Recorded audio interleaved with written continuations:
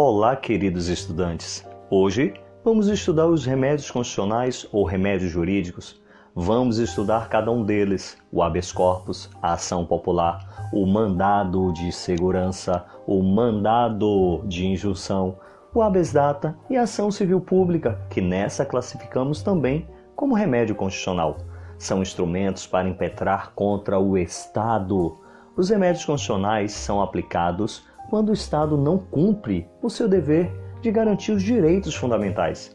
José Afonso da Silva define remédios constitucionais como sendo garantias constitucionais na medida em que são instrumentos destinados a assegurar o gozo de direitos violados ou em vias de ser violados ou simplesmente não atendidos. E não se esqueça, esta é uma obra pessoal e não há autorização de copiar, compartilhar ou publicar para outros sem a devida autorização do autor. Os valores de aquisição são baixíssimos, viabilizando que cada um adquira o seu. Ajude o idealizador desta importante ferramenta. Que Deus possa potencializar este conhecimento em você e fazer de você um grande vencedor ou vencedora. O habeas corpus é uma ação constitucional prevista no artigo 5º, inciso 68 da Constituição Federal, e nela está representado em algarismos romanos, onde a letra L significa o número 50, a letra X representa o número 10, a letra V representa o número 5 e a letra I maiúscula representa o número 1. Este remédio está assegurado também em documentos de âmbito internacional, como no artigo 8º da Declaração Universal dos Direitos do Homem de 1948. O habeas corpus também está disposto com mais detalhes nos artigos 647 a 657 do Código de Processo Penal. Ao final deste áudio, eu narro na íntegra como créditos para você. Esse remédio constitucional, que pode ser utilizado em favor de qualquer um, sendo ele nacional ou estrangeiro, está no artigo 5º 68 assim descrito: conceder-se-á habeas corpus sempre que alguém sofrer ou se achar ameaçado de sofrer violência ou coação em sua liberdade de locomoção por ilegalidade ou abuso de poder. O habeas corpus possui natureza de ação constitucional penal e visa garantir que atos ou qualquer violência privem a pessoa de sua liberdade de ir e vir, em que se funda o direito de locomoção por abuso de poder ou até mesmo por ilegalidade. Em caso de flagrante delito ou por ordem judicial, não cabe o habeas corpus. Qualquer pessoa poderá impetrar o habeas corpus, não se exigindo capacidade postulatória. O juiz só poderá impetrar como pessoa comum, no entanto, poderá conceder ordem ex officio nos processos de sua competência.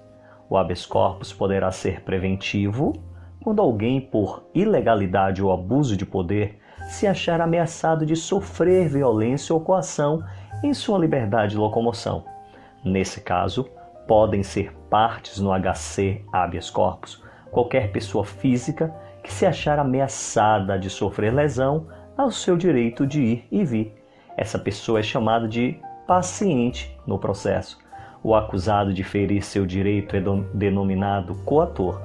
O habeas corpus liberatório ou repressivo é o mais comum, que é justamente o que faz cessar o constrangimento ilegal que priva alguém da sua liberdade, ou seja, quando a constrição ao direito de locomoção de alguém já tenha sido consumado, o paciente já está preso. Nessa espécie, quando o referido remédio constitucional é concedido, haverá expedição de alvará de soltura.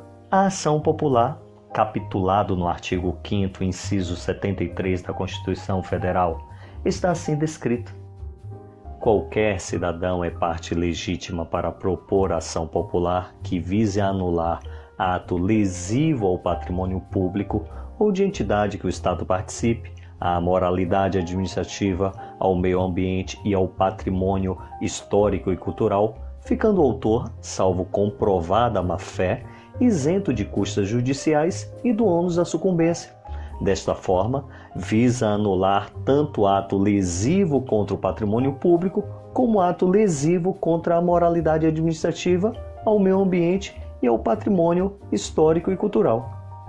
A ação popular permite ao cidadão recorrer à justiça na defesa da coletividade para prevenir ou reformar atos lesivos cometidos por agentes públicos ou a eles equiparados por lei ou delegação.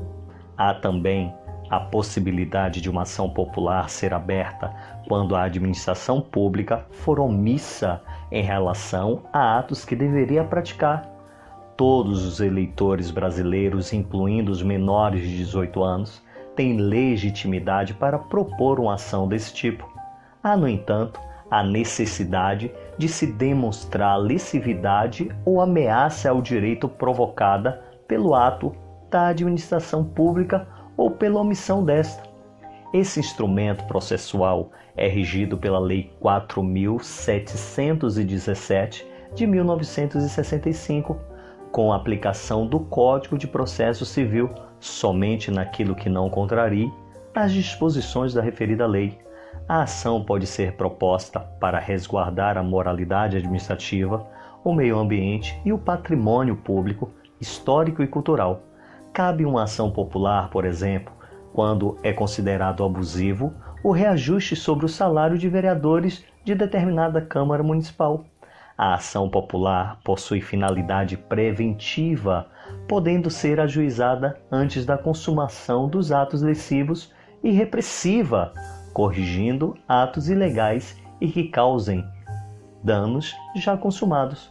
O Ministério Público é parte autônoma na ação popular, funcionando como fiscal da lei, porém, se o autor desistir da ação, poderá, caso entenda... Querido estudante, este conteúdo é de fundamental importância para os seus estudos.